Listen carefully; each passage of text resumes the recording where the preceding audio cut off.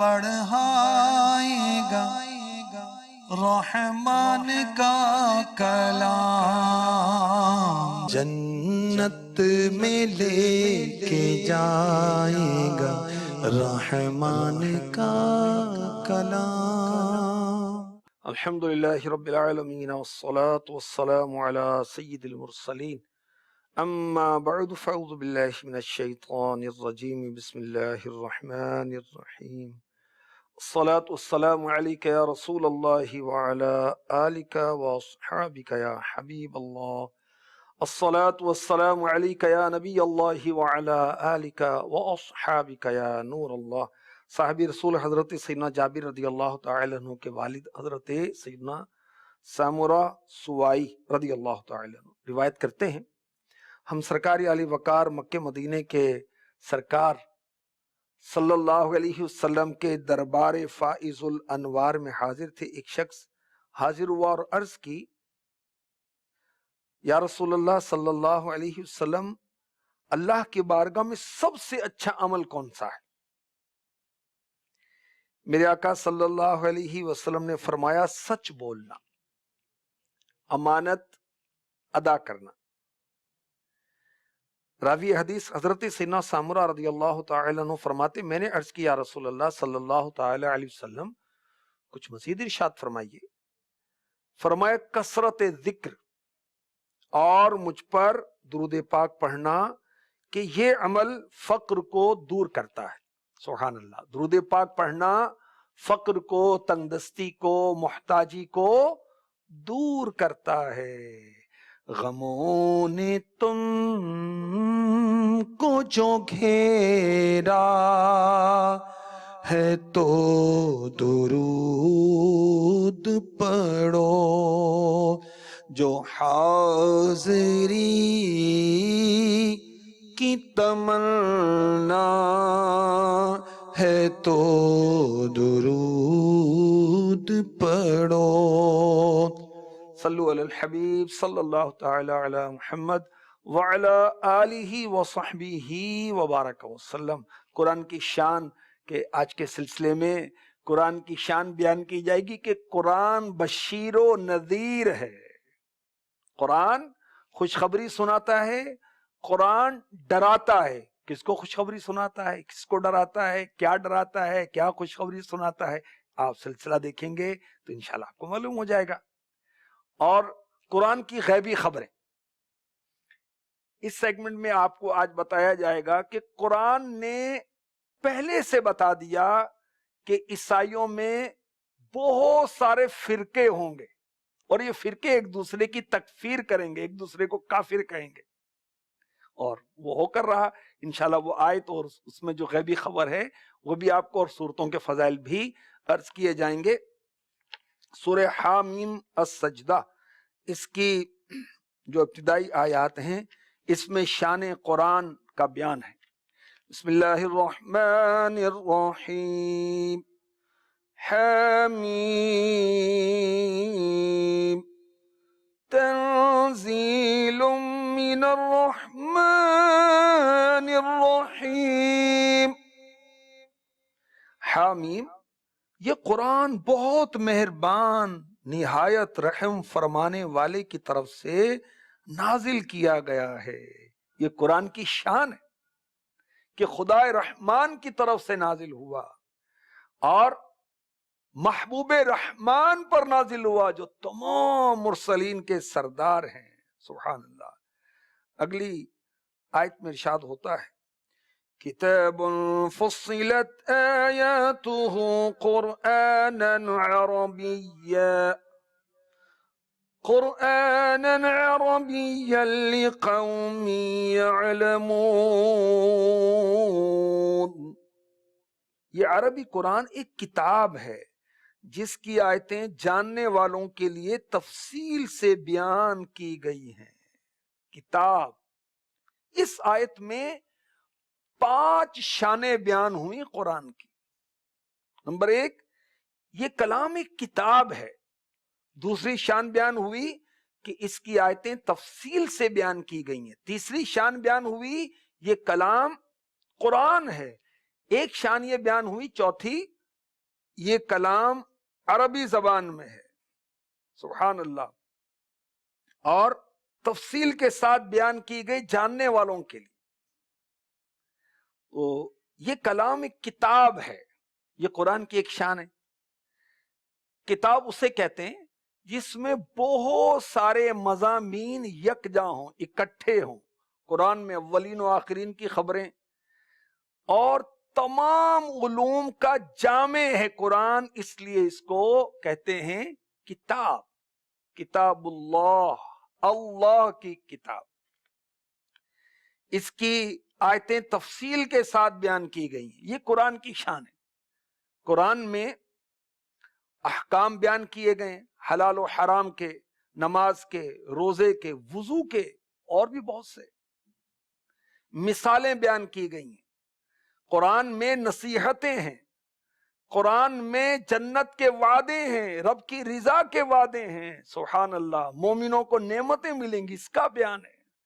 قرآن میں وعیدات ہیں، یعنی دوزخ سے، عذاب سے ڈرایا گیا ہے، اور اس کو تفصیل کے ساتھ جگہ بجگہ بیان کیا گیا ہے۔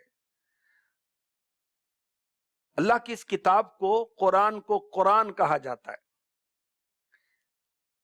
پڑھا گیا، اور آسمانی کتابیں کتابی صورت میں نازل ہوئی، اور قرآن کے نازل ہونے کا کیا انداز تھا کہ جبریل امی علیہ السلام لے کر آتے اور پڑھتے تھے، اور میرے نبی یاد کر لیتے تھے، اس لیے اس کو قرآن کہتے ہیں۔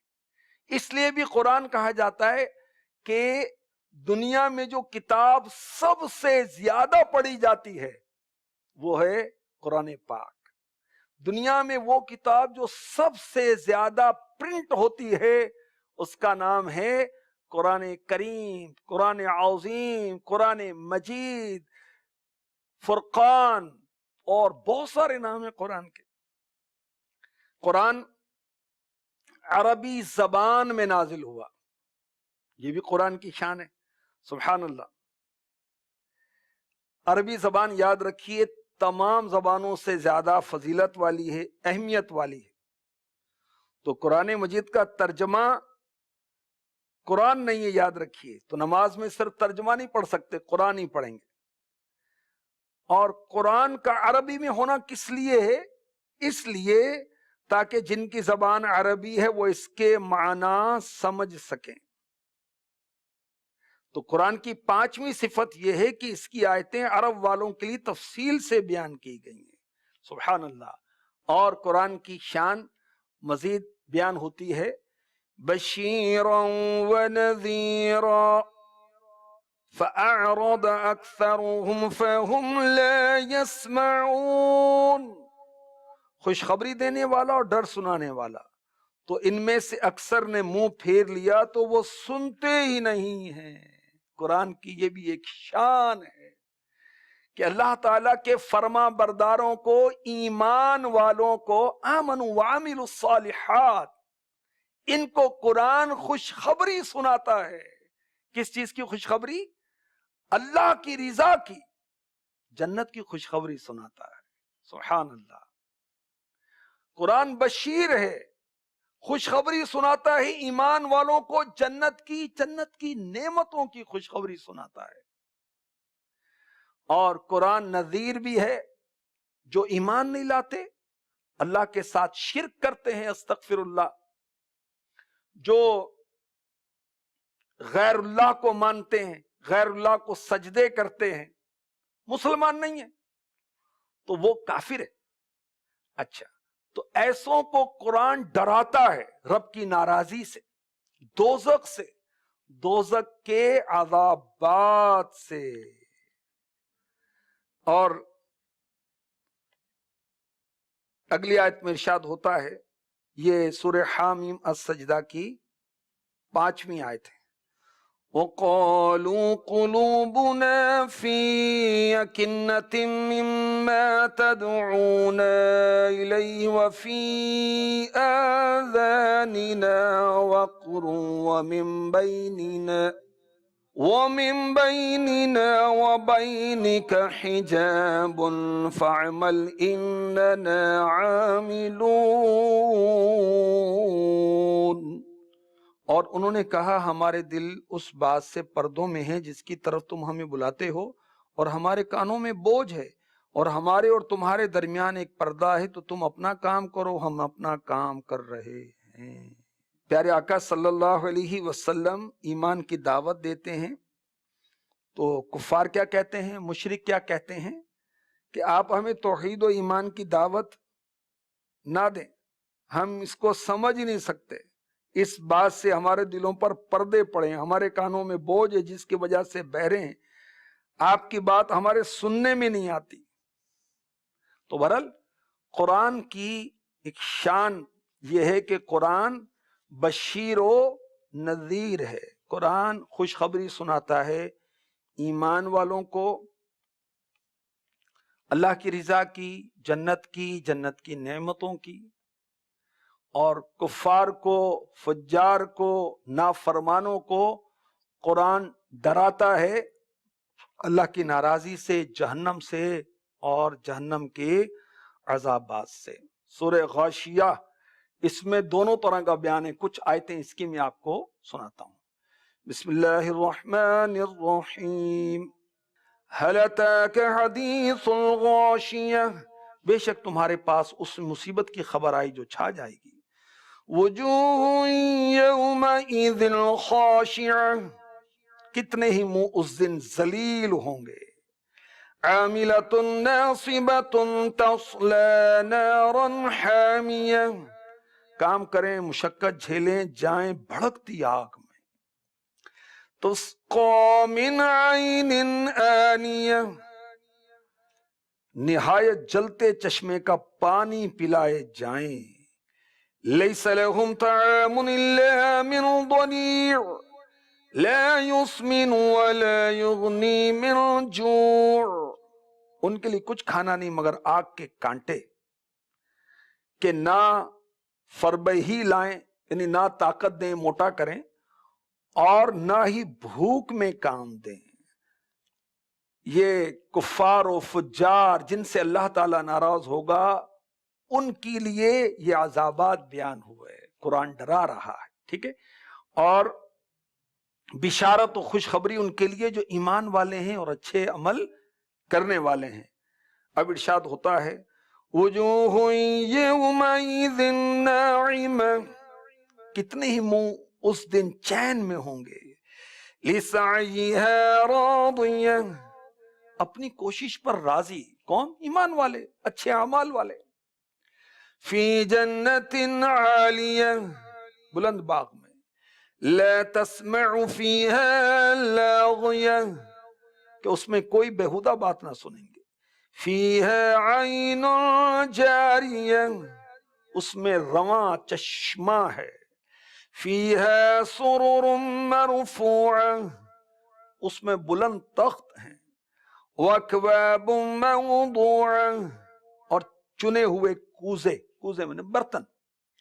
وَنَمَارِقُ مَصْفُوفَةٌ، اور برابر برابر بچھے ہوئے قالین۔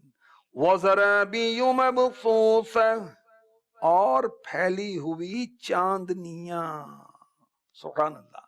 تو قرآن بشیر ہے اور نذیر ہے، میرے رب کا کلام ہے، رحمان کا کلام ہے۔ جنت میں لے کے جائے گا رحمان کا کلام، جنت میں لے کے جائے گا رحمان کا کلام، دوزخ سے بھی بچائے گا رحمان کا کلام۔ آئے فرشتے گھر میں تلاوت اگر کرو، شیطان کو بھگائے گا رحمان کا کلام۔ خیر الدوا قرآن ہے، امراض سے تمہیں بے شک شفا دلائے گا رحمان کا کلام۔ زنگ ہوگا دور دل کا بہت، پائے گا سرور، پر نور بھی بنائے گا رحمان کا کلام، حب خدا بڑھائے گا رحمان کا کلام، خوف خدا بڑھائے گا رحمان کا کلام۔ صلو علی الحبیب صلی اللہ تعالی علی محمد۔ اب سورتوں کے فضائل، اس میں ہم سورتوں کے فضائل سنتے ہیں۔ سورہ صافات یہ 23واں پارہ ہے۔ میرے آقا صلی اللہ علیہ وسلم نے فرمایا جس نے جمعے کے دن سورہ یاسین اور سورہ والصافات کی تلاوت کی، پھر اس نے اللہ تعالیٰ سے کوئی سوال کیا تو اللہ تعالیٰ اس کا وہ سوال پورا کر دے گا۔ سبحان اللہ! کیا مانگنا ہے اپنے رب سے؟ میرا رب دیتا ہے اپنے بندوں کو، مانگنے والا تو ہو کوئی۔ سورہ یاسین پڑھیں، سورہ والصافات جمعے کے دن، اور اللہ تعالیٰ سے مانگے، اللہ تعالیٰ اس کا سوال پورا فرما دے گا۔ سورت کے جو مضامین ہیں وہ کفار جو میرے آقا علیہ الصلوۃ والسلام کے معجزات کو دیکھ کر مذاق اڑاتے تھے، مرنے کے بعد دوبارہ زندہ کیے جانے کا انکار کرتے تھے، ان کی مذمت بیان کی گئی، اور اللہ تعالیٰ نے اپنے محبوب علیہ الصلوۃ والسلام کو تسکین دی، تسلی دی کہ ان قریب یہ کافر اپنے انجام کو پہنچیں گے۔ جنت کی نعمتوں کا بیان ہے اس صورت کے اندر۔ حضرت نوح علیہ السلام، حضرت ابراہیم علیہ السلام، حضرت اسماعیل علیہ السلام، حضرت موسیٰ علیہ السلام، حضرت ہارون علیہ السلام، حضرت الیاس علیہ السلام، حضرت لوط علیہ السلام، حضرت یونس علیہ السلام کے واقعات اس صورت کے اندر ہیں۔ حضرت ابراہیم علیہ السلام، حضرت یونس علیہ السلام کا تفصیلی واقعہ بھی بیان کیا گیا۔ کافروں کا ایک عقیدہ کہ فرشتے اللہ تعالیٰ کی بیٹیاں ہیں، استغفر اللہ، اس کا رد بھی اس سورت کے اندر موجود ہے۔ اس سے اگلی سورت ہے 23ویں پارے میں ہی سورہ صاد۔ اس سورت کی ابتدا میں لفظ صاد ذکر ہوا، اسی نسبت سے اس کا نام سورہ صاد رکھا گیا۔ اس سورت میں اللہ تبارک و تعالیٰ نے یہ بتایا کہ کافر جو ہیں تکبر اور دشمنی کی وجہ سے حضور کی مخالفت کرتے ہیں، اور اس صورت کے اندر حضرت داؤد علیہ السلام، حضرت سلیمان علیہ السلام، حضرت ایوب علیہ السلام کے واقعات تفصیل کے ساتھ بیان کیے گئے، اور مختصراً حضرت ابراہیم علیہ السلام، حضرت اسحاق، حضرت یعقوب، حضرت اسماعیل، حضرت یسع، حضرت ذوالکفل علیہ السلام کے واقعات بھی ہیں، اور آدم علیہ السلام کی پیدائش اور شیطان نے انہیں سجدہ نہ کیا، اس کا واقعہ بھی سورت کے اندر، سورہ صاد کے اندر موجود ہے۔ اللہ پاک ہمیں قرآن کی سچی محبت نصیب فرمائے، پڑھنے، سننے، یاد رکھنے کی، تلاوت کرتے رہنے کی توفیق عطا فرمائے، آمین بجاہ النبی الامین صلی اللہ تعالی علیہ وسلم۔ خوف خدا بڑھائے گا رحمان کا کلام، جنت میں لے کے جائے گا رحمان کا کلام۔